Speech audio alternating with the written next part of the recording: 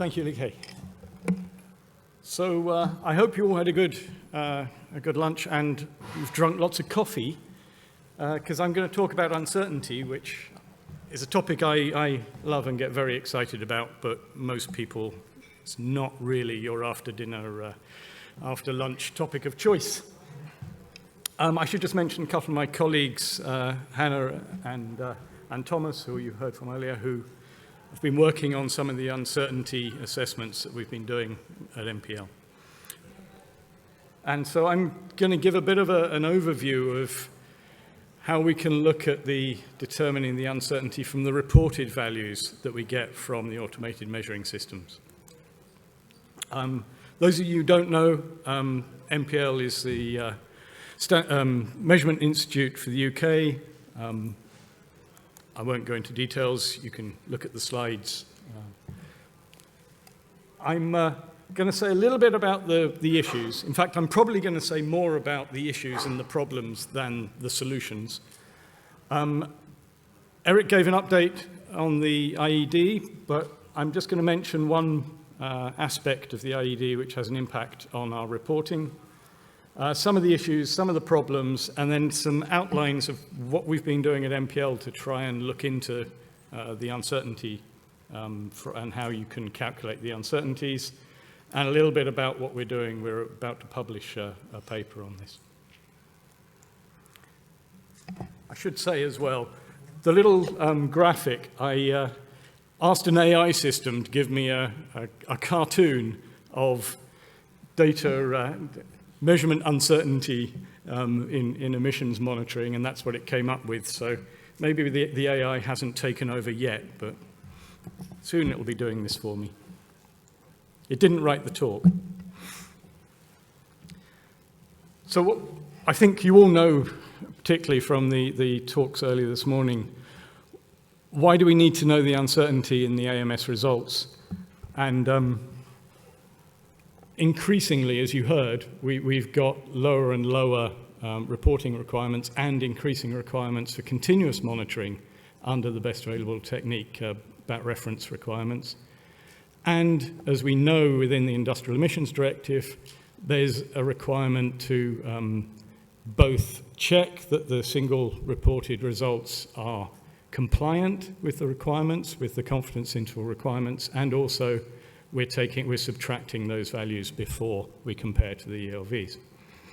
And as you heard from the talk this morning, historically a number of different approaches have been used to determine that value to subtract. So we have a whole structure of standards to meet the requirements of the BRES. You've heard about a lot of these, but this really just shows how they fit together. So we have our AMS, which is there to fulfill the requirements of reporting. But then we've got the Quality Assurance Standard 14181, which provides the calibration approach, provides us with the ongoing ASTs and the Qual 3. But then we've got the Qual 1 standard, the performance testing standards, and then there's a whole raft of other standards, the reference methods, and the standards on the teams that carry out the Qual 2s, and we have the data handling standard now. So all of these work together to provide us with that quality framework. But what we're interested in is what's the uncertainty in that reported value? And that's reported values at different averaging periods as well. And we've got this framework. We have this quality assurance framework. So what's the problem? And part of the issue is that the way that 14181 was structured, if you follow all the requirements and meet the individual quality control processes, the concept is that then your AMS is under control and you've met the requirements of the directive. But what it doesn't tell you is what the uncertainty is in those results you get out at the end. And we heard the comment earlier that number that's used, various competent authorities, various countries use different approaches for to determine the number which is assigned to the AMS results. For example, using the standard deviation from the Qual 2, or using information from the Qual 1, or using the required uncertainty, the confidence interval in the IED. None of those is actually the uncertainty in the reported results from the AMS. And there is no procedure, no protocol for how you do that calculation. As Eric said, the IED is under revision. It's currently going through the trialogue. But there is one phrase in the proposal which I just want to pull out, which now makes reference to the measurement uncertainty in the measuring method. And it's still not completely clear how that will be interpreted and how we will provide a procedure for calculating that measurement uncertainty, but potentially through guidance which we hopefully will produce within as a European standard or a technical specification. So there are within the framework a number of uncertainty metrics that are calculated. So when a reference method is defined and developed, then we have validation studies and we determine both for manual reference methods and for instrumental methods the uncertainty of that reference method. And we have calculation approaches, those lovely annexes in the reference methods that I'm sure you all can memorize and repeat by heart, which tell how to calculate the uncertainties of the reference method. But of course, the reference method is only one part of the traceability chain and certainly doesn't give you the uncertainty in the AMS results. We then have the type approval, the assessment of the AMS. And within that, we calculate an expected uncertainty for the AMS based on its performance tests. But that is merely a metric of, is the instrument suitable and fit for purpose? It doesn't give you the measurement uncertainty on the reported results. And then we have the Qual2 calibration, parallel calibration with the reference method carried out under 14181. And within that, we have a metric, which is the standard deviation of that calibration. But that is only a pass-fail for that calibration. Was that calibration good enough? And as you know, we have issues around very stable processes where we don't have a nice linear calibration and we rely on either using extensions to the range or using a type C or type B calibration function. So again, that SD is not the uncertainty in the reported result, which is what I just said. So we have the confidence interval which the IED states against which you should check the reference method, the reported results. And we have that as an uncertainty in a single reading. And then, of course, we have averages. We have daily averages, we have yearly averages, and again, comparing those to limit values. But there is no procedure as to how to calculate that as an uncertainty.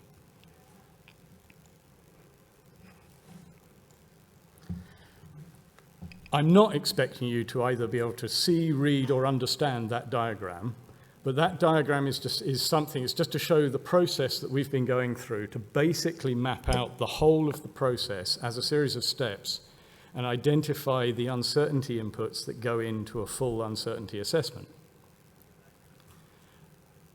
And one of the issues is it's a process, it's not a simple calculation, because you have steps where you make a decision. You have the Qual 3, where if you fail, you initiate another Qual 2. So it's not a simple step. We developed, and Thomas developed at MPL, a Monte Carlo model. We basically modeled that whole system, and we run it as a model, and you can run it thousands of times, changing the inputs to respond to the kind of uncertainties you get. And you look at the outputs, and you get 1,000 outputs. They'll vary, and that variability is the uncertainty. And that's a really good way. We can change parameters. We can see the effect of doing different processes.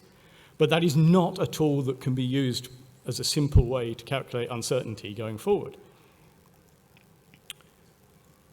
And that just shows one of the issues. So that's not a plume. That's not an emission plume. That's a picture of the variation in those results for thousands of runs with time. So we're looking at time along that axis, and basically variability.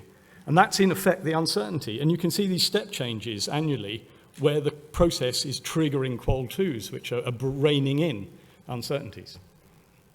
So it's a very complex model. But if we think about the system, the AMS, we have a number of uncertainty sources that are controlled by the calibration. So the calibration is there to basically reference the AMS to our reference method, and that will control a number of uncertainty sources. And we have uncertainty sources that are controlled by doing the repeat qual3 and the ongoing, that should say AST, not qual2. So we have those ongoing processes. But those processes themselves also introduce other uncertainties. The calibration itself introduces the uncertainty from the reference method. And we know, and this is some data we've shown before, that the performance, and we've heard repeatedly, as we go to lower and lower emission limit values, the performance of the reference methods themselves are getting, you're getting larger relative uncertainties, and in fact, we're talking, a lot of member states are now initiating a constant uncertainty below a certain value. So the influence of the uncertainty, and these are some results looking at the practical performance of the reference method when it's carried out as a part of the proficiency testing schemes that Thomas talked about. And the solid, or what looks like a solid bar on there, is the limit value. If you look at the limit values related to the waste incineration BREF, and you can see that the scatter of results we're seeing compared to that, many of them are falling outside that limit. And that's just the reference method. So that's what's being used to calibrate the system. That's not the results themselves from the AMS. So what have we done? And I've got a minute to tell you everything we've done. We've basically developed a simplified model of the whole process. We're following the standard guide to the expression of uncertainty and measurements. And we're looking at a calculation, a simplified calculation for daily and longer term averages. And we're validating that against the complex Monte Carlo model. So this is the simplified model we've developed. As you can see, very simple. I will be asking questions on this later. But really, it just covers those different steps. So we have uncertainties from the instrument itself. And all of the random uncertainty terms, as you go to longer average, they will cancel out. But things that are systematic, things that are consistent, will carry through the calculation. We have the uncertainties from the qual2. And again, random terms, you do 15 paired measurements. So that's 15 times you've used the SRM. So there's a little bit of reduction on random terms. But that calibration function is then used for 3 years. So you've locked in any uncertainty in developing those calibration terms for 3 years. So that becomes a systematic term for 3 years. There are other things not controlled by the calibration. Then we have the uncertainties. We heard about this morning. Uncertainties coming from the oxygen measurements, from the water vapor measurements, from the corrections that are carried out. And we have the uncertainties from the ongoing qual3, because the qual3, as we heard, may not cover the whole system, and it actually allows a certain degree of drift and movement anyway. So it only controls a certain amount of the uncertainty. So all of these factors go together to calculate an uncertainty. And we're developing basically a model. I'm being flashed at because I'm talking too long. But we're basically developing a simplified model which will be a process, a spreadsheet that people can follow to get a calculation of uncertainty for the methods. There will obviously need to be some inputs into that you'll need to know about your system. But it is developing what we hope will be a pragmatic approach to calculate uncertainties. Next step is to compare that against, for test case against the Monte Carlo, develop a spreadsheet tool, and as I say, we're currently trying to get it out there as a methodology into a paper, and hopefully as a procedure going forward. So thank you.